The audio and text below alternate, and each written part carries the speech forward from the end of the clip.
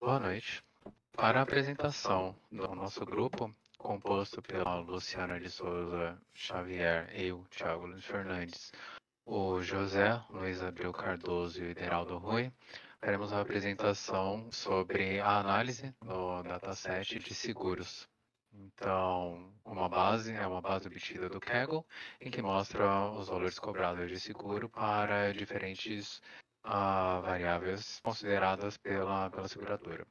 Então, ao fazer o describe do nosso dataset, assim como verificar algumas das linhas, percebemos que para charts temos valores relativamente bem distantes à média, porém não possuímos valores estranhos, como por exemplo menores de 18 anos no nosso dataset.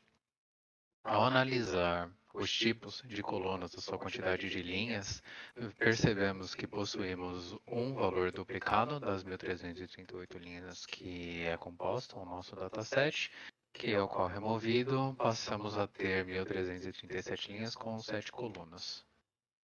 Ao analisar a frequência do nosso dataset, vemos que do histograma para a idade temos uma quantidade, um pico muito grande para pessoas com uma idade de 18 até 20 anos e alguns picos que são apresentados para um pouco entre 25 anos, um pouco mais de 40, próximo aos 50 e assim por diante. Quanto ao histograma do BMI, temos uma visualização quase simétrica, porém é possível perceber que pode existir alguns outliers para os maiores valores. A quantidade de filhos, temos uma diminuição linear, sendo que a quantidade de pessoas sem filhos é a que apresenta o maior número de frequência para o meu dataset. E para as cobranças, temos uma densidade muito grande para os menores valores, podendo indicar uma quantidade grande de outliers para os maiores valores de cobrança. Da distribuição por sexo e fumante, vemos que para o primeiro é uma distribuição de quase 50%, porém para de fumantes temos cerca de 80% do dataset de pessoas que não fumam.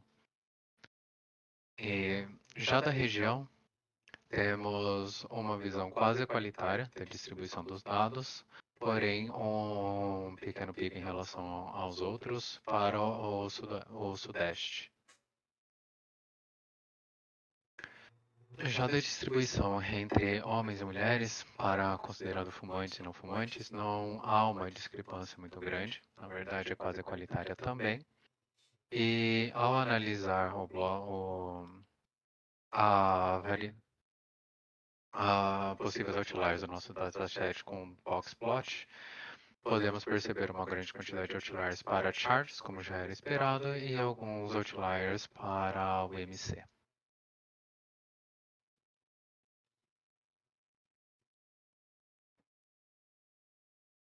Qual a variação da cobrança de acordo com a idade?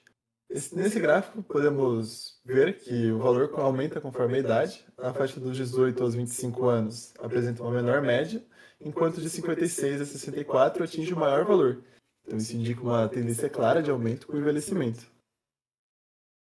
A média de cobrança por gênero, nós podemos notar que os homens pagam um pouco mais do que as mulheres, mas a diferença não é tão grande.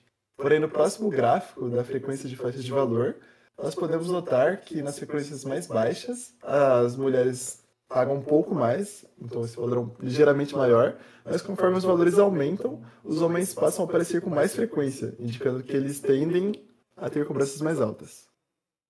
Agora, na média de cobrança por IMC, percebemos que quanto maior o IMC, maior a média de cobrança. Então, pessoas com obesidade pagam significativamente mais do que aquelas com peso saudável. Na média de cobrança por número de filhos, o gráfico revela um padrão curioso.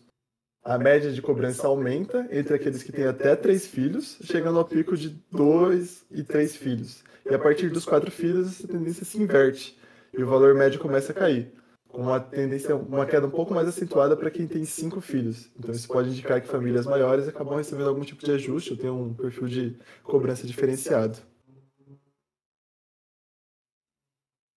Análise exploratória das variáveis. No gráfico de cobrança por quantidade de filhos, foi observado que famílias com até 2 filhos apresentavam uma grande variação nos valores, com casos de cobrança alta. Já nos grupos com 4 ou 5 filhos, a mediana é mais baixa e a variação também. Uma possível explicação é que famílias maiores geralmente têm filhos mais velhos e independentes, o que pode representar um perfil de menor risco, ao contrário do grupo com menos filhos. Podem estar em estágios mais jovens, onde os responsáveis são mais expostos a riscos ou hábitos menos saudáveis. Fumantes por número de filhos. Analisei também a proporção de fumantes por quantidade de filhos e percebi que não há uma grande variação. A proporção se mantém estável, talvez com uma leve queda em famílias maiores. Isso sugere que o número de filhos sozinho não é um forte preditor de tabagismo. Distribuição de fumantes por idade.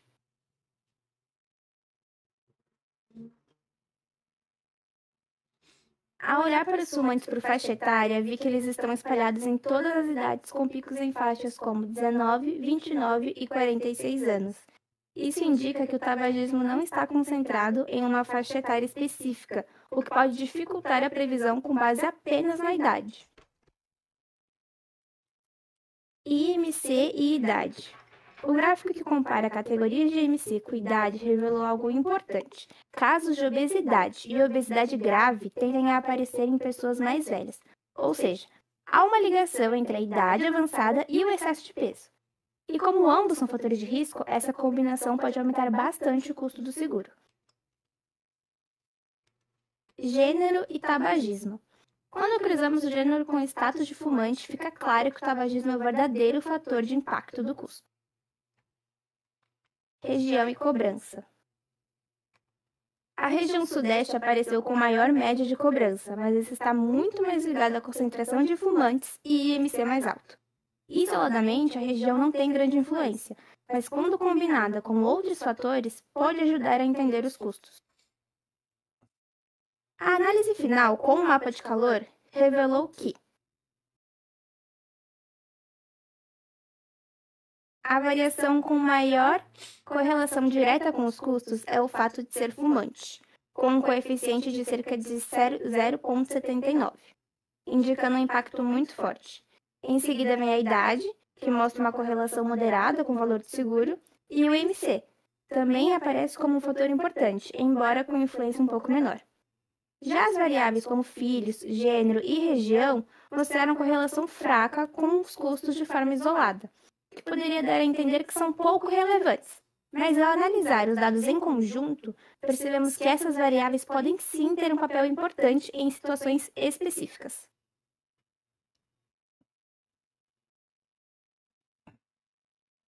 Bom, dando continuidade aqui, agora depois de toda a nossa análise, chegou a hora da gente preparar, escolher o modelo e começar nossos testes. Aqui a gente preparou aqui na nossa base com uma semente randômica e definindo aqui o nosso tamanho da nossa base de teste, base de treino. A gente acabou pegando alguns modelos para a gente fazer alguns testes. Achamos que seria interessante a gente fazer com mais de um modelo e observar os resultados. O primeiro que a gente pegou foi a regressão linear. Aqui na regressão linear a gente vê aqui, acompanhando com o gráfico e os resultados, a gente não teve um resultado de todo ruim. Foi aí por volta dos 80% aí da nossa precisão. O nosso range aqui de erro em relação aos valores ficou aqui de 5.956 aí para mais ou para menos. A gente foi o primeiro modelo que a gente acabou aplicando.